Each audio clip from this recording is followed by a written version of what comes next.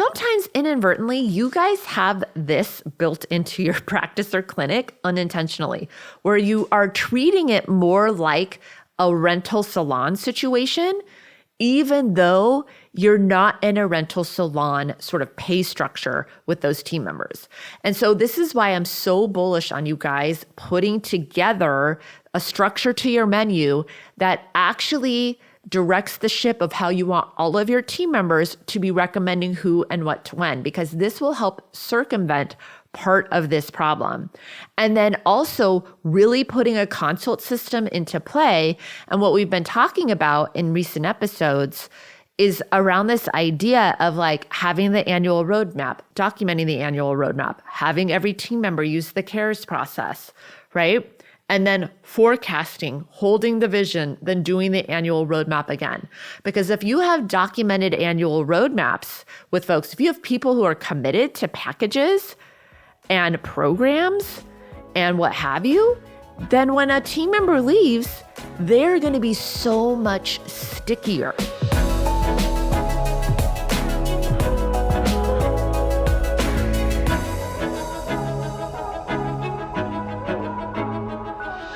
Hey, beautiful friend. If you're a longtime listener of the podcast who's been dying to work with me but hasn't pulled the trigger yet, I have an incredible opportunity to work with me for a fraction of the cost. If your estheticians can't explain your signature plans or your new injectors panic every time they have to sell a high-ticket consult, it's not their fault. It's the system, or more specifically, your lack of one. That's exactly why I built Ask Heather AI, the first strategist level tool for aesthetic and wellness CEOs who want to scale with precision and stop flying by the seat of their pants. Inside, you get 3 powerful tools, each designed to solve the exact gaps that keep your growth tied to you. Turn your basic menu into a branded high-ticket signature offer suite your whole team can sell. Train every team member to lead premium consults with confidence, even if they've never sold a thing. Write magnetic messaging that attracts premium patients without sounding like every other clinic online. These are the same frameworks we've used to scale clinics to 7 figures and beyond, and they used to cost 5 figures to access. Now, you can have them in your back pocket. Try Ask Heather AI for 30 days and see what happens when you stop guessing and start scaling with words that work. Head over to heathertrevine.com/trial to learn more. Well, hello, my beautiful friends. Welcome back to another episode of the podcast. It is another Coaching Hotline episode where we are answering your burning desired questions live on the podcast. All right. So the first question we're tackling today is a great question. And I think a lot of you will relate to this. I've actually coached a number of clients on this particular thing. So how do I handle a top performer who resists structure but brings in revenue? We don't want to lose her, but we also need her to be aligned with the new direction that we're going in as well. Okay, so this happens, quite a bit, where I've worked with clients who have certain team members who are almost like their own island within the business, right? Like they do their own thing. You don't know exactly how they're running their consultations, but they are actually really good at what they do. They have a very loyal patient base. And you know that if they leave, those patients are 100% probably going to leave with them, a large majority of them. And the reason why is because that team member, and for many of you, like, how many practices have I worked with where like literally all of the team members do different things? And what I mean by this is that there's no structure to how your team are doing things. There's no like actual consistency with like the clinical protocols, how your team does things, like how the positioning of how things are done, right? Like meaning the positioning of the offers and what have you.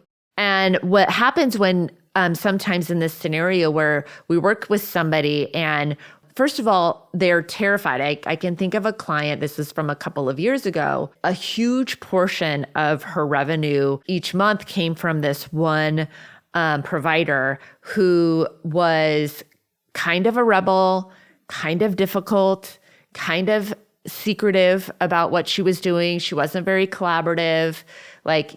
She was texting directly with her patients and clients, which, happens sometimes with follow-ups and all the reasons why it might happen. But guaranteed, this provider's doing tens of thousands of dollars a month.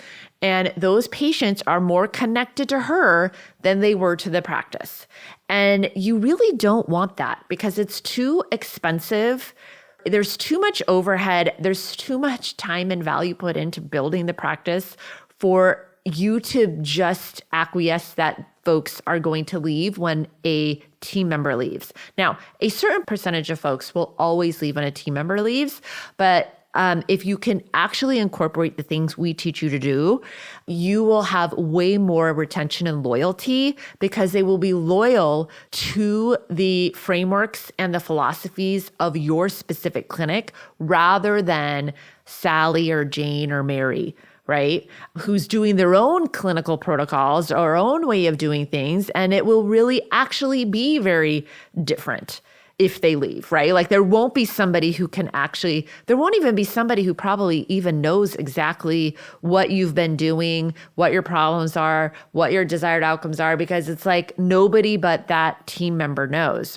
And so I am unpacking this a little bit because it's a common problem and it takes less effort and energy to just onboard a team member like that really knows what they're doing, that can build that type of clientele that is very loyal to them. But it's a really, really critical weakness of your practice because when they go, everyone goes with them. And rightfully so, because they're loyal to that person as opposed to the experience and the results and the expertise of the clinic directly, okay? So what to do now? Okay, so first is we actually want to shift how you think about your team members, right? Your team members should not be an island on their own self, right? They should not be when I go to my hairstylist, now my hairstylist happens to own the salon too, but where I go here in town, they're rentals, right? So yes, they can sell the same, Kevin Murphy products and what have you, but every station is a rental. And so that is really a different business model than what you all have. That business model is really like a real estate business model, right? They're renting the space. They are their own little businesses within the business, right? And so my hairstylist has very little say in how everybody else does their hair extensions or their colors or their men's cuts, right? They have some of the product lines that they've all agreed that they're going to carry. But even within that, some of the hairstylists bring in their own things. They bring in their own tools. And you know what I mean. Sometimes inadvertently, you guys have this built into your practice or clinic unintentionally, where you are treating it more like a rental salon situation, even though you're not in a rental salon sort of pay structure with those team members. And so this is why I'm so bullish on you guys putting together a structure to your menu that actually directs the ship of how you want all of your team members to be recommending who and what to when, because this will help circumvent part of this problem. And then also really putting a consult system into play. And what we've been talking about in recent episodes is around this idea of having the annual roadmap, documenting the annual roadmap, having every team member use the CARES process, right? And then forecasting, holding the vision, then doing the annual roadmap again. Because if you have documented annual roadmaps with folks, if you have people who are committed to packages and programs and what have you, then when a team member leaves, they're going to be so much stickier, okay? All right, but back to the actual question, which was how to handle it. So I had to give all that background and context because it makes such a difference. One of the side benefits of doing our systems and protocols is that it will make your patients and clients so much stickier, regardless if you have team members that end up leaving. And so what I would suggest is really you're going to have to think through. I always say this, you've heard me probably say it if you're a longtime listener of the podcast, but you sort of have to take this angle of what do I really want the structure to be? Okay. What do I really want all of my team members? What do I want to hold them accountable to? What do I really want their performance to look like in our practice? Okay. And not think about the current team members that you have, because some of you didn't have clarity on this. Then you hired team members, you didn't have clarity, you haven't been keeping them accountable, and the situation has changed. And now you are going to hold this vision. You are the captain of the ship. You want this system that we have to actually be implemented, and you need your team members on board in order for it to be done well. So you have to have that mindset shift as a leader that you are the captain of the ship, okay?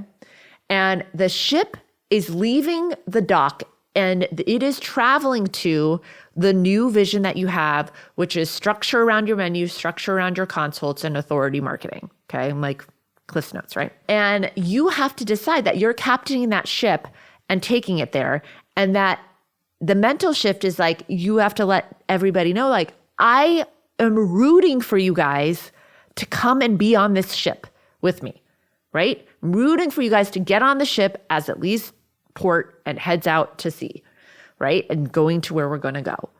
But if you're not, then that's okay. And we're going to leave those team members at port, right? And so if somebody is truly resisting this new structure, and I know this is painful to hear, especially when you have a team member who is bringing in a significant amount of revenue, but I would start making a game plan for what it might look like if they were to leave. And then I would be very clear on what the new expectations are in a way that is very open to the fact that we want her to stay and succeed. But I would work through mentally on your own end, like go through the process of selling yourself on the new vision that you have. And yes, could there be a short-term dip because we didn't take these precautionary measures before we hired her and really have the systems and structures that we're going to have now in place back when we originally brought her on? Sure. But we sometimes have to make those tough decisions when we are building something differently than we have built the decisions we've made in the past. And I can tell you just by the nature of this question, because I've done that, this is very common, unfortunately, is that 9 times out of 10, if this person is a true, high performing rebel personality that is really combative and is should just probably be an entrepreneur working in their own studio suite somewhere, salon suite, whatever, then you are going to likely be removing somebody who might be a toxic person in your environment. Now, if it's just that they've done it this way and they're a little resistant to changing because they've done it this way and you've never actually required them to do it, then, we can work through that. But you know who I'm talking about. The folks that you haven't really trusted for a long time, whether or not they are communicating with patients behind the scenes in a way that you wouldn't want them to communicate with them. They probably have a list of addresses and phone numbers and emails for all of their patients because they've got it in their back pocket and so they can jump ship at any moment, right? You sort of know the team members where you're like, okay, I really trust this team member, but I think we're out of alignment right now and I really want to get them on board and get them on the ship. And with the folks who are rebel is putting it nicely, right? And they are difficult in a variety of other ways, even though they produce a lot of money, right? So that's how I would handle it.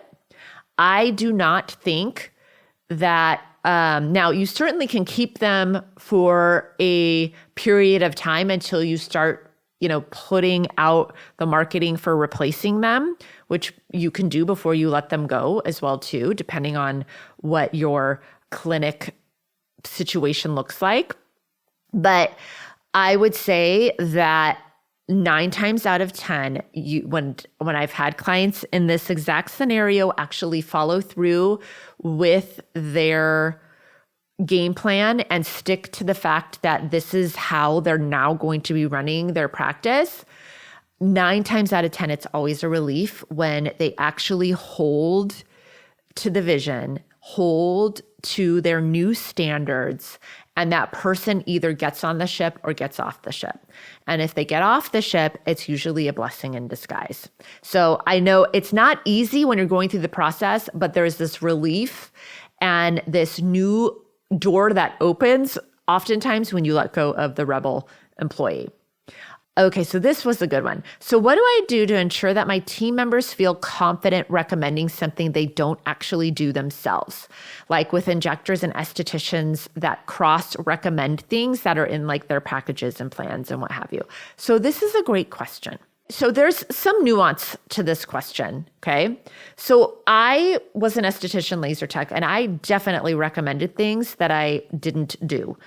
I knew what my next step was depending on what that thing was that I was recommending. So for example, in injectables, I didn't do injectables.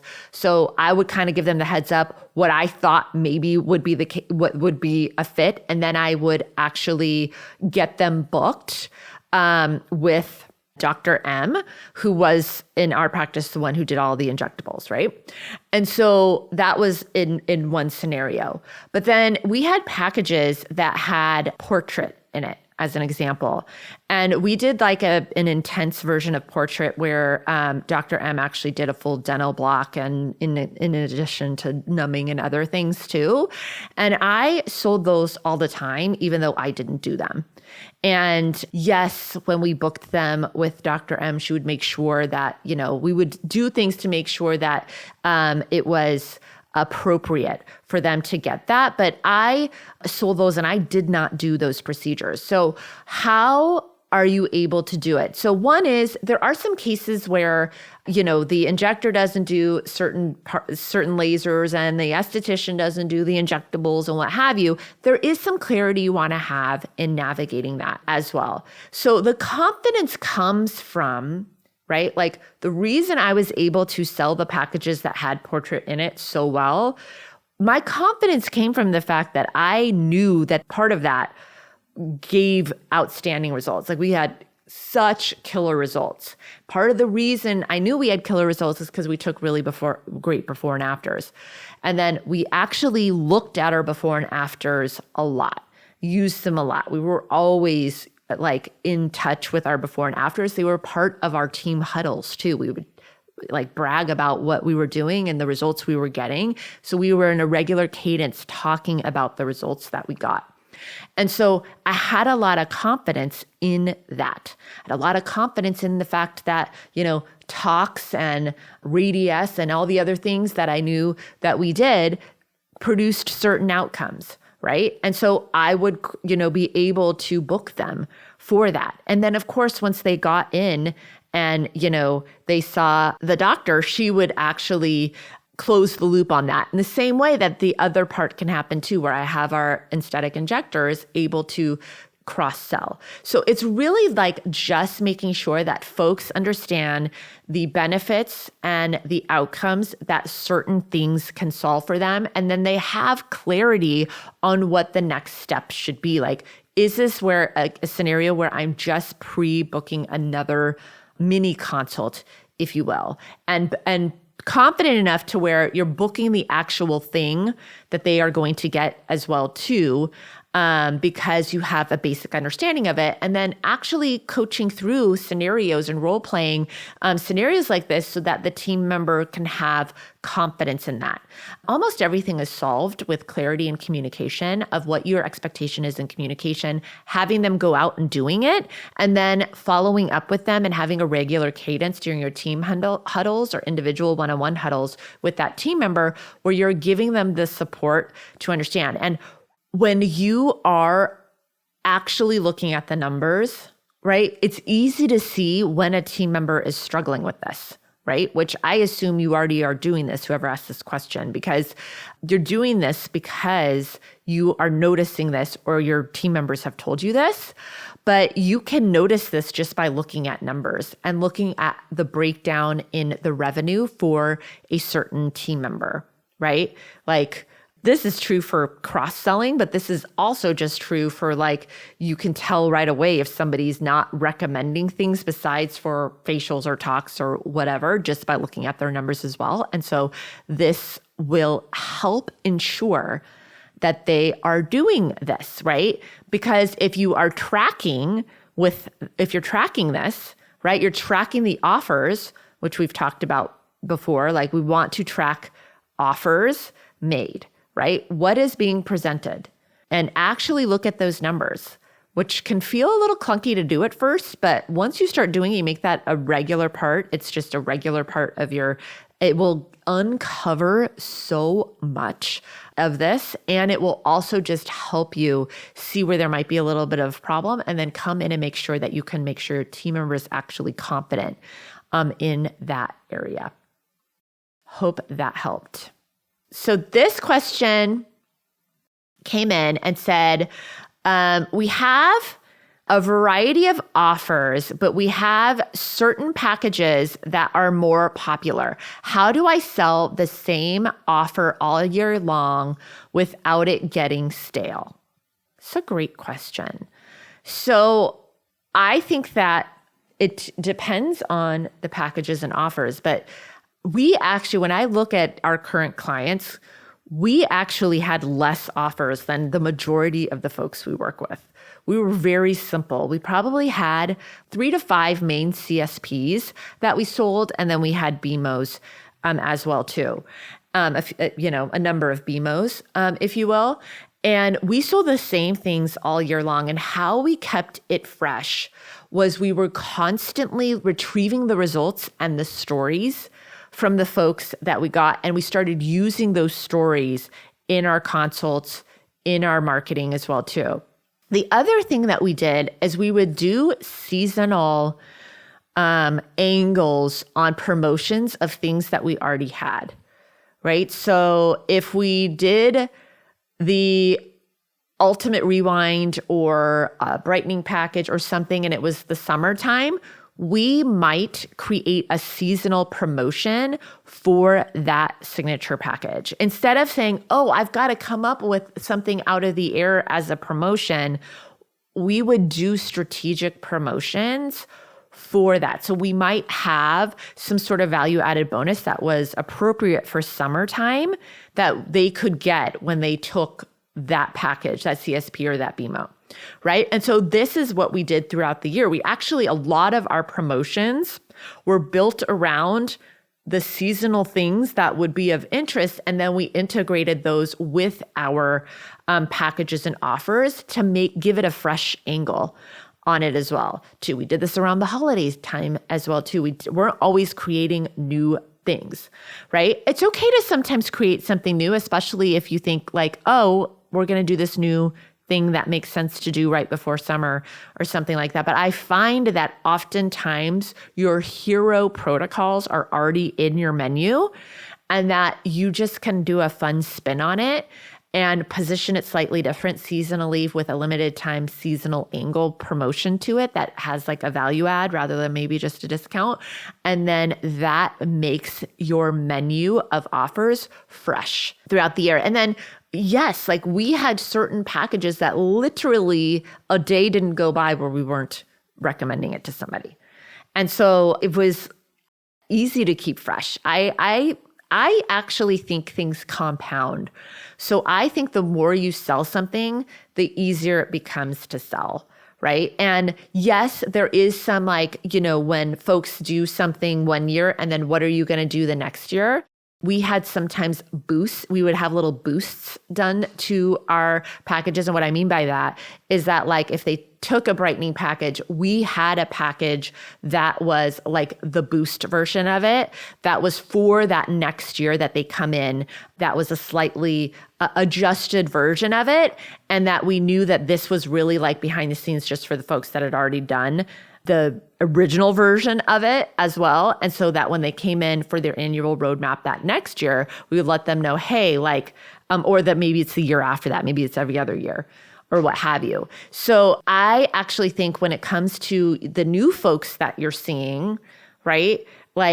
It's going to be the same offers you're telling to people over and over again. And that is a beautiful thing because it will compound, meaning the more you do something, the better you and your team get at, the more dialed in that protocol becomes, the more results you create, the more you can document those results, the more you get the before and afters and the other stories that you can share and then therefore use when you are presenting that offer to somebody new, or maybe a patient that is now a candidate for it that wasn't when they first came in or what have you, all of that jazz. So that's how I would think about it. That's how I approach it, where you can sometimes do a seasonal promotion around it. And that's how I would think about it when, yes, we have the same things that we're doing over and over again. And that is a beautiful thing.